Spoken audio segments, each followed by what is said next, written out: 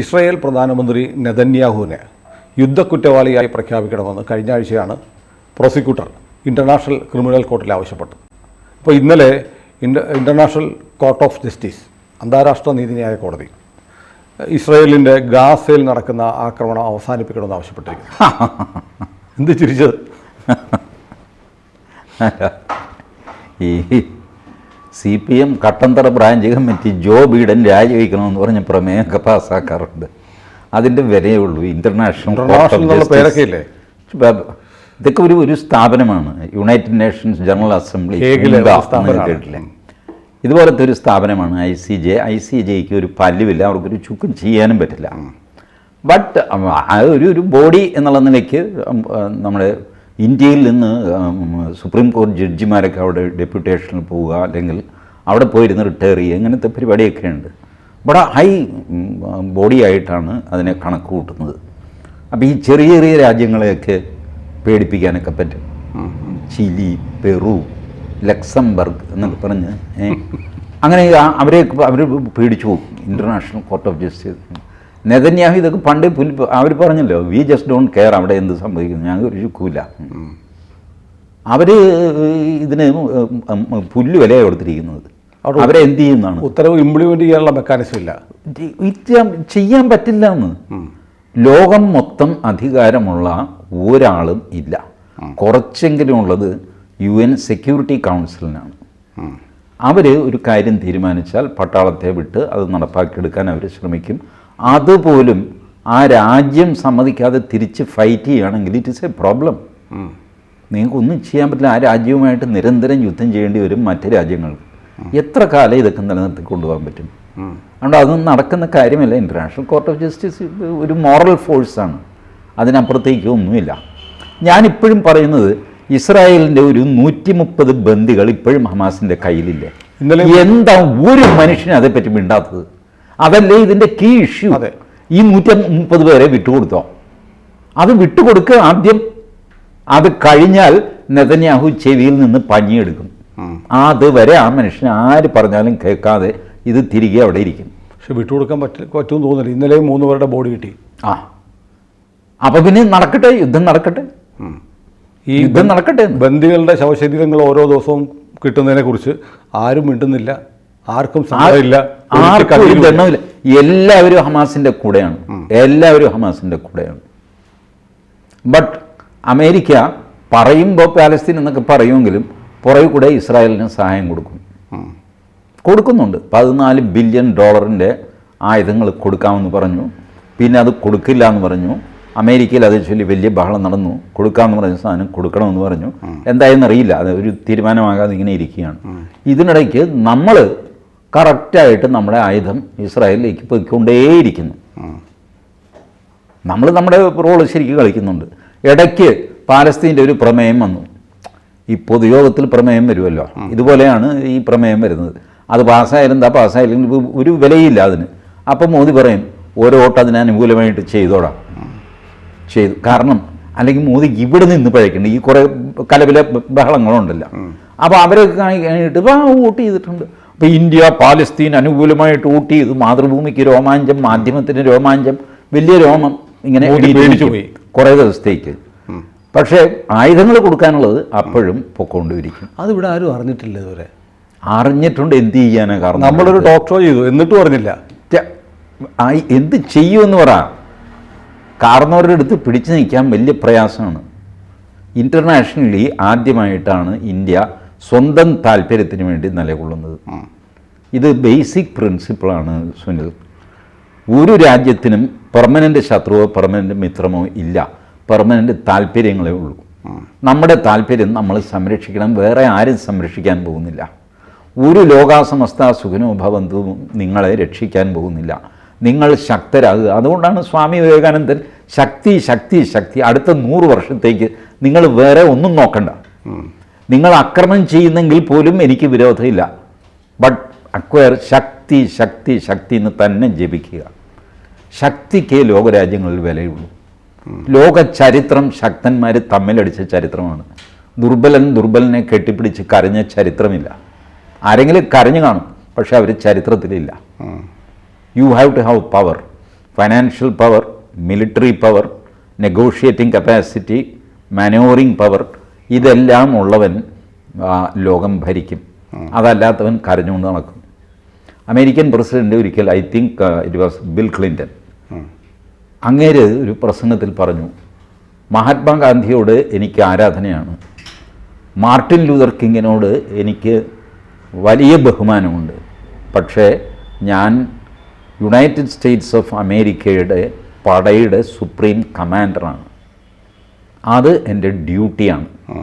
അതുകൊണ്ട് salute to Mahatma Gandhi, salute to Martin Luther, I am the supreme commander, I have some duty which American citizen has entrusted upon me, which I have to carry out, that is what I am doing.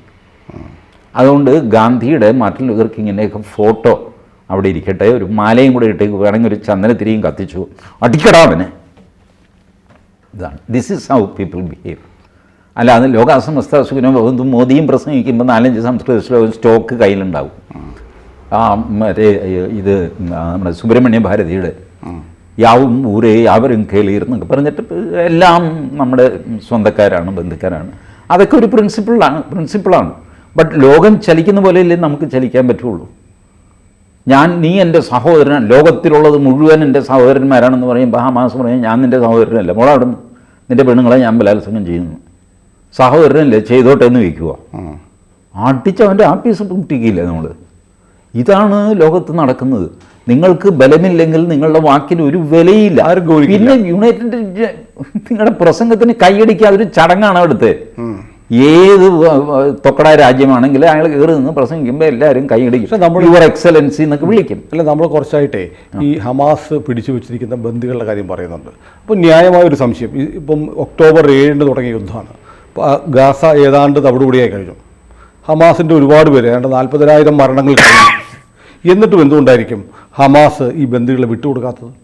Hamas തോൽക്കാൻ സമ്മതമില്ല അവർക്ക്. അതുകൊണ്ട് അവരുടെ പ്രാണബലം അസാമാന്യമാണ്. ലോക ഇസ്ലാം അവരുടെ കൂടെ ഉണ്ടെന്ന് അവർ വിശ്വസിക്കുന്നു. കുറേയധികം ഉണ്ട് താനും. ഹമാസിനെ പിന്തുണയ്ക്കുന്നവർ ഇന്ത്യയിലില്ലേ, അവർക്ക് എന്താ പറയുക, അമേരിക്കയിലില്ലേ.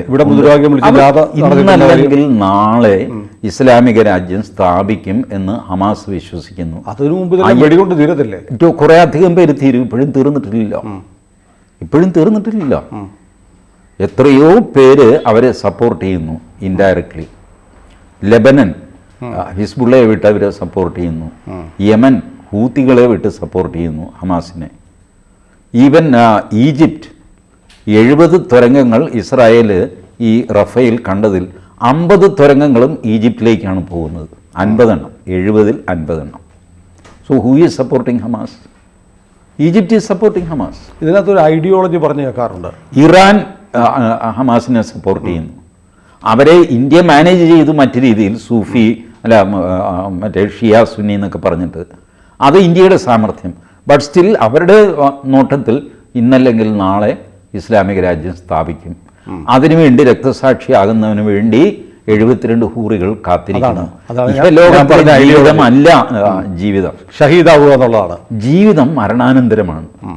അവിടെ മദ്യപ്പുഴയുണ്ട്, ഹൂറിയുണ്ട്, എല്ലാ സൗകര്യങ്ങളും ഉണ്ട്. പിന്നെ ഇവിടെ നീ ജീവിക്കുന്നത് ഈ അധമ ജീവിതം, അത് അങ്ങനെ ജീവിക്കരുത്. Fight the enemy. എനിമി ആരാ? Non Islam. ഒന്നുകിൽ അവരെ ഇസ്ലാമാക്കുക അല്ലെങ്കിൽ കൊല്ലുക. ഇതാണ് വിശുദ്ധമായ നമ്മളുടെ ദൗത്യം, അല്ലാഹു ഏൽപ്പിച്ച ദൗത്യം എന്ന് അവർ വിശ്വസിക്കുന്നു. അങ്ങനെ വിശ്വസിക്കാത്ത ധാരാളം മുസ്ലിങ്ങൾ, ബഹുഭൂരിപക്ഷം മുസ്ലിങ്ങളും ഇതിലൊന്നും വിശ്വസിക്കുന്നില്ല. അവർ സാധാരണ ഹിന്ദു ദൈവങ്ങളെ ആരാധിക്കുന്ന പോലെയാണ് അവരുടെ ദൈവത്തെ ആരാധിക്കുന്നത്. സമ്പ്രദായം വേറെയാണ്, ചന്ദനത്തിരിയില്ല, മാലയില്ല എന്നൊക്കെ ഉള്ളൂ. ബട്ട് അവരുടെ മനസ്സിൽ സങ്കല്പം ഇതാണ്. ഇതുകൊണ്ടാണ് മുസ്ലിം പള്ളിയുടെ മുമ്പിൽ വരുമ്പോൾ വണ്ടിയിലിരിക്കുന്ന മുസ്ലിങ്ങൾ ഒന്നിങ്ങനെ തലകുനിക്കുന്നു. എന്തിനാ? പള്ളിക്കുള്ളിൽ വിഗ്രഹമില്ല, ഒന്നുമില്ല. ബട്ട് പള്ളി itself is A respected thing. ഈ ഭാരതത്തിലെ മുസ്ലിങ്ങൾക്ക് ഭാരതീയ ഹിന്ദുക്കളുടെ സ്വഭാവമാണ്. അതുകൊണ്ടാണ് പരിപാവനമായ പള്ളിമുറ്റം. എന്ത് പാവനം? അവിടെ ദൈവമില്ല, ഒന്നുമില്ല, കൂട്ടപ്രാർത്ഥന നടക്കുന്നൊരു സ്ഥലം.